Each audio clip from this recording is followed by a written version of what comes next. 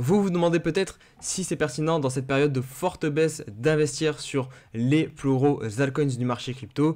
J'ai donc choisi de faire cette vidéo où je vais vous présenter rapidement l'analyse technique des plus gros altcoins et vous dire les niveaux rationnels, en tout cas que moi je juge rationnels, sur lesquels vous pouvez investir.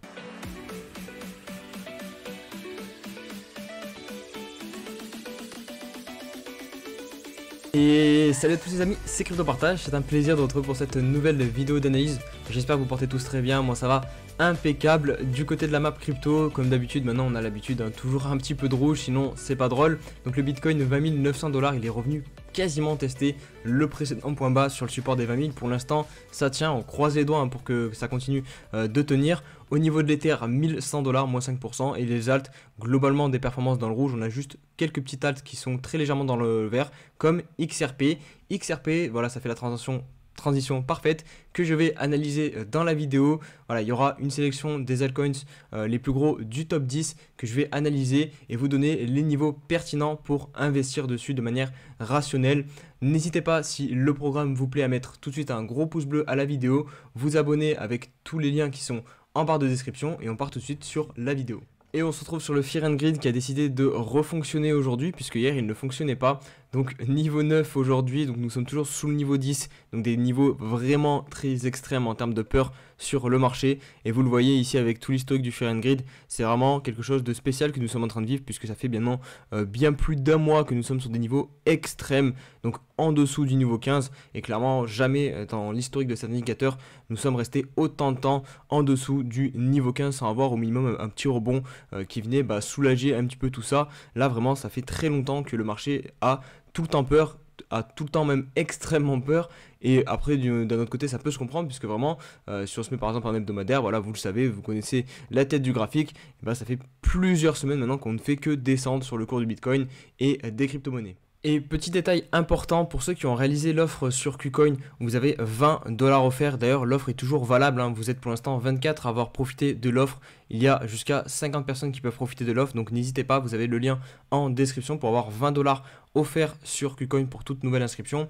En gros, ce qu'il faut faire pour être éligible, je ne sais pas si j'ai été très bien clair, je me suis peut-être trompé lors de l'explication, mais j'ai redemandé à la team. Et en gros, pour l'instant en fait vous êtes que 5 éligibles à l'offre des 20 $ sur les 24, donc je me dis vous avez du mal faire quelque chose. En gros, vous devez aller sur la partie trading en fait de KuCoin, la partie future, KuCoin future, et ouvrir un trade de peu importe le montant, peu importe la durée aussi. Vous devez juste en fait placer un trade et ça vous activera derrière automatiquement l'offre des 20 $. En plus de ça, en ce moment il me semble qu'il y a 10 $ en plus cumulés que vous pouvez aussi récupérer, donc au final ça vous fait 30 $ pour tout nouveau inscrit qui passe par mon lien. Juste avant de passer sur la partie analyse technique des cryptos, je vous montre rapidement le petit top 10 CoinMarketCap, histoire que voilà, vous pouvez vous remettre en tête le classement des cryptos, parce que moi personnellement des fois je ne vais pas consulter ce classement, et c'est toujours bien de savoir quelle position occupe telle crypto. Donc évidemment on a toujours Bitcoin, Ether en première position, avec un market cap de quasiment 400 milliards pour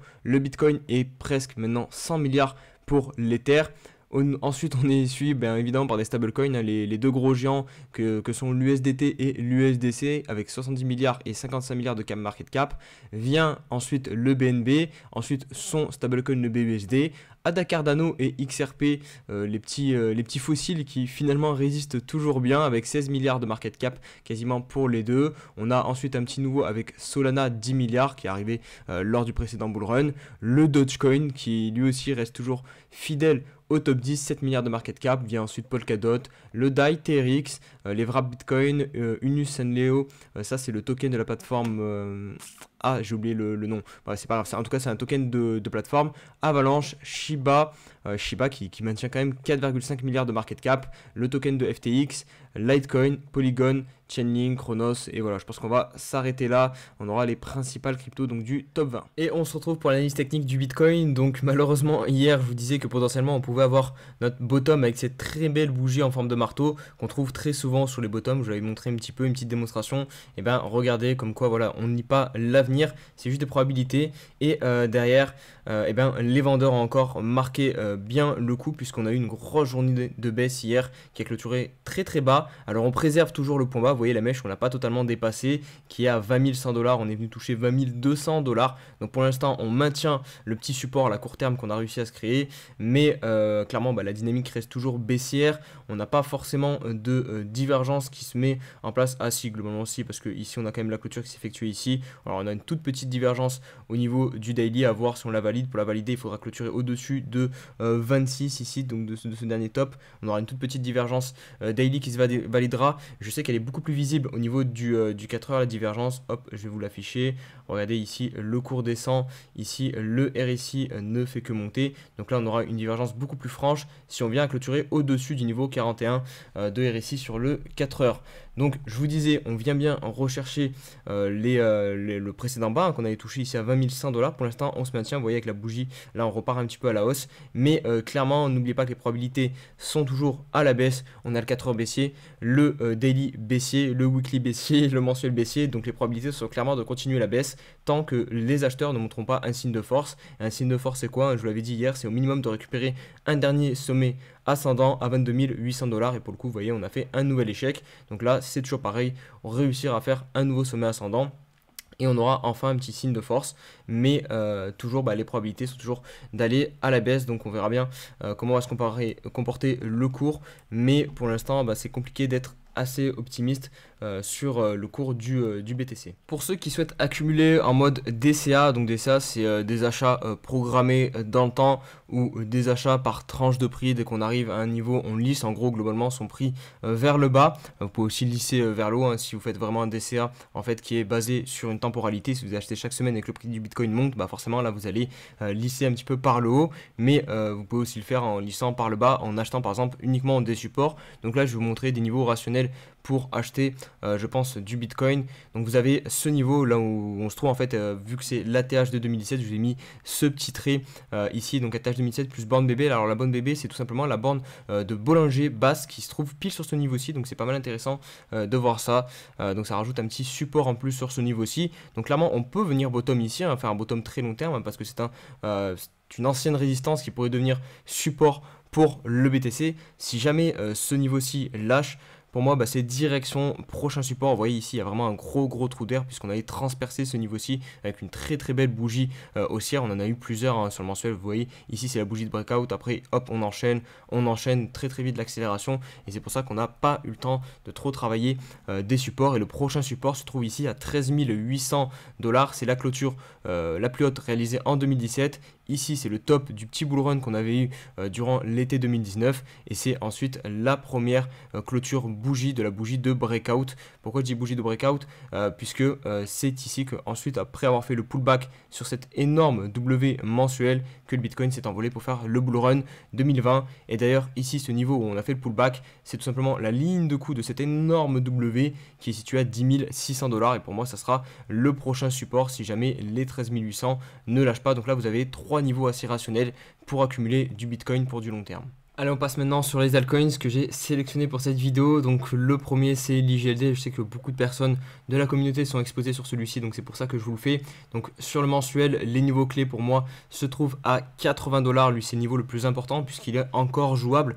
Si nous faisons, hop, c'est combien, plus 50%, et sur un altcoin c'est clairement faisable en l'espace de plus d'une semaine, puisque ça sera la clôture du mois de juin. Donc si on vient clôturer au-dessus de 80 $, pour le coup ça sera quand même assez positif. Parce qu'en gros, vous le voyez bien ici, c'est quand même un bottom très long terme qu'on a posé sur ce niveau-ci. Là, on a commencé à décrocher, mais si on fait une réintégration comme ça de ce niveau-ci, on pourra voir un espèce de double bottom. En tout cas, du moins préserver la tendance vraiment un peu plus long terme, même si on n'a pas énormément d'historique sur cet actif. Pour moi, j'aimerais quand même voir une clôture au-dessus des 80 $, parce que sinon, on ouvre clairement le scénario un retour au minimum à 25 $. Vous voyez ici, on a un poil d'historique. C'est tout simplement la clôture de la bougie du 1er décembre 2020. Ici, on n'a pas loin, dans le même laps de prix à peu près, la clôture de septembre. Et sinon, pour vraiment un tout dernier support, c'est le niveau ici qu'on a travaillé aux alentours des 7 $. mais bon, on a un petit peu de temps avant d'arriver ici. Enfin, quoique si le Bitcoin descend en ligne droite, franchement, je pense qu'on peut y arriver très très vite. Donc, je vous disais, pour moi, l'IGLD, le plus important sur quoi se concentrer, c'est la bougie de juin, réussir à clôturer au-dessus de 80 $ et on aura probablement un petit peu d'air pour la suite. Et on poursuit avec ADA Cardano.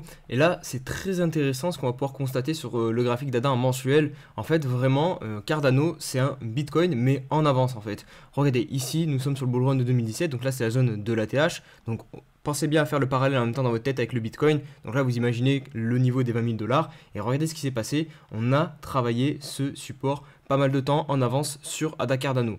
Ici, on break le support, on vient ensuite venir le passer en résistance. Ici, on valide le pullback et derrière, on descend directement en ligne droite, chercher le prochain niveau de support. Et là aussi, vous allez pouvoir faire le parallèle avec le BTC, puisque ici, on a bien aussi un W mensuel qui a été fait sur ADA, la même structure, mais vraiment exactement la même, bougie de breakout, pullback, et ensuite, on décolle à toute vitesse pour le bull run 2020. Donc les niveaux similaires ici, en gros, ça serait le niveau 0,20 pour ADA Cardano, ça correspond au niveau des 13 800 $ pour le BTC. Seule chose un petit peu différente avec le Bitcoin, c'est que le Bitcoin est venu ici, lors du bull run de 2019, chercher ce niveau-ci. Et ADA Cardano, vous le voyez, il n'est pas venu le rechercher. On l'a recherché par contre lors du breakout ici du gros W. On avait un petit peu travaillé ce niveau ici en juillet 2018. Derrière, on vient donc faire le pullback, comme le Bitcoin, je vous l'avais dit, ici sur la ligne de coût du W. Et donc, les 0,090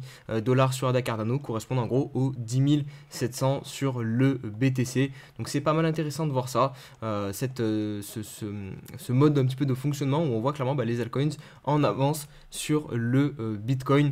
Et là, pour le coup, vous voyez ADA Cardano qui est déjà en train de travailler le prochain niveau de support. Donc là, vous avez quand même vos différents niveaux de support assez rationnels où vous pouvez acheter de l'ADA, donc 0,35 pardon, à peu près 0,30, le niveau là qu'on est venu taguer avec la mèche. Le prochain niveau c'est 0,20 et enfin on aura les 0,095. On poursuit avec maintenant AVAX. Là ça va être assez rapide parce que c'est un coin qui n'a pas trop d'historique, un petit peu comme l'IGLD.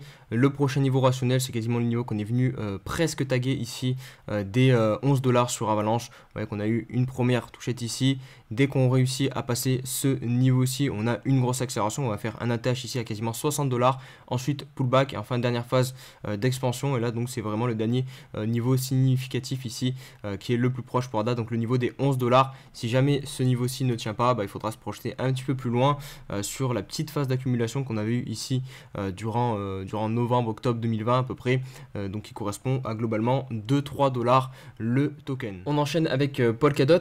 Donc DOT, il revient déjà sur un niveau très important puisqu'il est presque quasiment au niveau où il pourrait faire un nouveau sommet historique mais version bas, donc un nouveau bas historique plutôt, pas un sommet. Donc là nous sommes sur un support assez rationnel, hein, si vous voulez vraiment accumuler sur ce token sur des supports mensuels. Là pour le coup nous sommes sur un aux alentours des 7 $. Et ensuite clairement bon à la limite il y a lui là qui peut être peut-être intéressant à repayer le niveau des 4 $. Mais ensuite clairement il n'y aura plus rien pour pour Polkadot qui partira en découverte de prix mais pas dans le bon sens. Donc ça faut faire très attention parce que pour le coup vu qu'on n'a pas beaucoup d'historique sur ces tokens, impossible de savoir vraiment la vraie valeur de ces tokens sauf si on fait une analyse fondamentale. Mais c'est déjà compliqué de pricer le vrai prix du Bitcoin, la vraie valeur du Bitcoin. Alors une crypto comme ça, un altcoin, je pense que c'est encore plus délicat. Je vous ai aussi affiché le niveau ici des 16 $ qui est pour moi aussi pertinent. Voilà, si on réussit à le récupérer, ça sera pas dégueulasse. On pourra revoir une dynamique haussière et surtout piéger pas mal de vendeurs puisque c'est le dernier creux significatif qu'on avait sur ADA, ADA, putain je vais arriver, encore ADA je le dis, sur le DOT ici à 16 $. Mais bon, vous voyez, il y a quand même pas mal de niveaux à récupérer et surtout ici on avait tagué ce niveau-ci comme résistance. Donc clairement ici il y aura des vendeurs pour défendre ce prix là, donc attention, mais ça peut être un niveau intéressant à surveiller si vous voulez vous réexposer sur du DOT, attendre peut-être une clôture si vous voulez plus de confirmation en gros et pas acheter un couteau qui tombe parce que là c'est acheter un couteau qui tombe pour le coup, mais c'est deux types d'investissement complètement différents. Donc voilà, attendre le niveau peut-être de la réintégration au-dessus du niveau des 16 $. On enchaîne maintenant avec Solana qui est de retour sur le niveau des 30 $. On voit bien que pour l'instant, on arrive à tenir une petite mèche ici. C'est tout simplement parce que ici, vous voyez, on a réussi à faire des clôtures sur ce niveau des 30 $. Donc c'est un support mensuel. Donc là aussi, pour accumuler un petit peu de Solana, si vous croyez dans le projet, ça peut être rationnel, hein, c'est un support mensuel quand même. Donc voilà, pour de l'investissement long terme, ça s'entend. Mais sinon, vous le voyez ensuite, c'est le No Man's Land. Il n'y a rien du tout. On est monté aussi très rapidement sur Solana. Et les prochains niveaux rationnels où on pourrait trouver du support, c'est l'ancien sommet historique ici qu'on a touché en août 2020 aux alentours des 5 $. Et ensuite, on a ce niveau qu'on avait posé un gros support de plusieurs mois, 4 mois, qui est situé à 1,5 $. Donc voilà pour moi les prochains niveaux rationnels pour accumuler du Solana. Et enfin, pour les plus téméraires d'entre vous, s'il y en a qui veulent encore accumuler du XRP, nous sommes en train de revenir ici sur un support d'un précédent W ou d'une épaule, tête-épaule. Regardez ici, hop, hop. Donc là, on voit les deux épaules et là, la tête. Là, c'est la ligne de coup qui avait précédemment ici, pendant tout ça, servi de support. Donc on est vraiment sur un niveau qui a été extrêmement travaillé sur XRP. Donc ça peut être rationnel de se dire qu'ici, on pourra trouver de la force acheteuse pour rebondir. Si jamais ce niveau ne tient pas, on enfoncera jusqu'au niveau des 0,16 $. Par contre, en dessous, clairement, c'est un niveau qu'il ne faut pas aller visiter parce que là, ça ferait revenir le token sur des niveaux de prix assez effrayants qu'on a connus durant tout le précédent en fait bull run de 2017. Là c'est le top du bull run 2017 qu'on a connu ici en janvier 2018 précisément, et là c'est toute la zone un petit peu d'accumulation durant 2015-2016. donc c'est vraiment des niveaux assez effrayants qu'on pourrait retrouver sur le XRP si jamais on vient à perdre les 0,16 $. Et on se retrouve sur les news, mais juste avant je fais un tout petit rappel comme ce que je vous ai fait sur KuCoin, parce que j'ai oublié en gros quand je vous ai présenté l'application Movin de mettre mon lien en barre de description pour télécharger l'application, où vous pouvez récupérer 5% de MOV en plus, et moi aussi j'ai récupéré 5% de MOV en plus. Donc au final on s'est fait avoir tous les deux des deux côtés. Donc là je vous mets le lien pour ceux qui n'ont pas encore téléchargé l'application. Personnellement je vous fais aussi un petit retour sur l'application. C'est vrai que j'ai eu des retours de votre part où il y a quelques bugs sur l'appli. La team travaille dur derrière pour résoudre ces bugs. Il y a d'ailleurs eu une mise à jour hier, donc normalement les bugs ça devrait commencer à diminuer, mais en tout cas moi ça marche de mon côté. Je récupère des MOV tous les jours. Un MOV ça vaut quand même 10 centimes, donc vous récupérez globalement de l'argent tous les jours juste en marchant et en faisant du sport. Donc je trouve le concept vraiment top, et à la différence de Stephen, vous n'avez pas besoin de mettre de l'argent dans l'application pour pouvoir récolter de l'argent. Donc voilà, je pense qu'il faut quand même être indulgent avec cette application qui vient juste de se lancer et qui veut clairement révolutionner un petit peu le monde des Move to Earn. Je tiens aussi à préciser qu'il va y avoir un concours avec Movin que je vais organiser sur mon Twitter, où vous allez pouvoir gagner 200 $ de MOV. Donc je vous invite à me suivre sur Twitter pour être prêt dès que je posterai ce concours. Allez, on passe maintenant concrètement dans les news. J'en ai vraiment deux à vous partager aujourd'hui. Alors la première, c'est pas vraiment une news, c'est plutôt du coup un classement des plus grosses plateformes crypto par utilisateur, mais je trouvais intéressant de vous partager ça parce que j'ai trouvé les données assez surprenantes. Je pensais qu'on aurait plus d'utilisateurs que ça. Numéro 1, c'est Binance qui se trouve en tête des échangeurs avec 120 millions d'utilisateurs. Il y a ensuite Coinbase 89 millions, Crypto.com 50, OKEx 20 millions, et enfin KuCoin, ça me fait plaisir, qui est en 5e position avec 18 millions. Aucune plateforme européenne parmi celles qui ont plus de 10 millions d'utilisateurs, nous précise Grégory Raymond. Moi, je tiens aussi à préciser que je ne vois pas la présence de FTX, ça me surprend un petit peu. J'aurais pensé que FTX faisait quand même partie des top 5 utilisateurs, mais apparemment pas. Sinon aussi, je voulais vous dire que je trouve que c'est pas énorme la part d'utilisateurs qu'ils ont ces plateformes. Je pensais vraiment qu'il y aurait plus d'utilisateurs que ça, qu'on serait dans un niveau d'adoption de ces plateformes beaucoup plus élevé dans la population mondiale, parce qu'au final 120 millions d'utilisateurs pour Binance, c'est pas si énorme que ça, parce que par exemple je pense que notamment en fait il y a beaucoup d'utilisateurs qui ont plusieurs comptes, donc déjà c'est pas vraiment 120 millions de plateformes différentes, puisque par exemple moi, si on prend mon cas, j'ai un compte chez Binance, j'ai un compte chez Coinbase, j'ai un compte chez Crypto.com et j'ai un compte chez KuCoin. Donc voilà, ça me fait déjà 4 fois ma présence dans les chiffres. Donc voilà, je pense qu'il y a quand même encore une marge de progression à aller chercher dans la part des retails qui peuvent investir dans les cryptos, puisqu'il n'y a pas forcément... Alors c'est quand même pas négligeable, mais je pense qu'il y a quand même un petit upside à aller chercher chez les retails d'argent frais encore à investir. Et on va poursuivre avec une news assez fun pour nous Européens et Français, puisqu'il s'agit de Circle, donc la société derrière le stablecoin USDC, qui vient d'annoncer le lancement le 30 juin d'un stablecoin version euro. Donc nous assistons à la naissance du premier vrai euro numérique destiné au grand public, et je dis assez fun puisque pour le coup c'est une société américaine qui va nous développer un stablecoin européen et pas une société européenne. Du coup c'est pour ça que j'ai mis un petit tacle à Aurore Lalu. On peut aussi mettre un petit tacle à Christine Lagarde, qui a notamment déclaré il n'y a pas de ça, pas si longtemps que ça, que les crypto-monnaies ne valaient rien. Donc voilà, on est clairement en train de passer à côté de cette technologie. Et c'est assez dramatique de constater que c'est les Américains qui viennent nous proposer des propres produits sur notre propre monnaie en crypto. Et enfin, comme dit hier sur ce tweet, je voulais vous présenter très rapidement l'outil que nous a présenté ici Raptor Crypto sur Twitter. En fait, c'est un outil qui s'appelle Sandwich Finance qui va vous permettre d'importer directement les listes des tokens présents sur tous les exchanges. Donc vous allez pouvoir retrouver notamment Binance, FTX, KuCoin, Bitfinex, Coinbase, Kraken et Poloniex. Vous avez juste à cliquer ici, ça vous ouvre derrière un téléchargement. Vous téléchargez le dossier que ça vous ouvre sur votre ordinateur. Ensuite, vous allez sur TradingView. Je vous montre rapidement la manip à faire. Hop, vous allez ici, vous cliquez sur 3 petits pointillés et vous cliquez sur importer la liste, et vous avez juste à cliquer sur le dossier que vous avez téléchargé et ça vous importe automatiquement la liste. En fait ici vous voyez Binance USDT Market, Coinbase USDT Market, FTX Spot Market, et ensuite vous avez du coup toutes les crypto-monnaies qui sont listées sur Coinbase, sur Binance, là pour le coup c'est sur Binance, et je trouve que ça vraiment très intéressant parce que comme ça vous pouvez surveiller directement les cryptos qui ont le plus performé. Si vous voulez faire un petit peu de trading, voir où se passe l'action sur un échange, c'est vraiment top. Donc voilà, je vous invite à aller checker ce petit site. J'ai retweeté le tweet de Raptor Crypto si vous souhaitez retrouver le lien pour aller directement sur Sandwich Finance. Voilà les amis pour la vidéo, j'espère que vous aura plu. Si c'est le cas, n'hésitez pas comme d'hab de mettre un gros pouce bleu à la vidéo, vous abonner, et on va se dire à très vite pour une prochaine vidéo. Prenez soin de vous, allez, ciao ciao.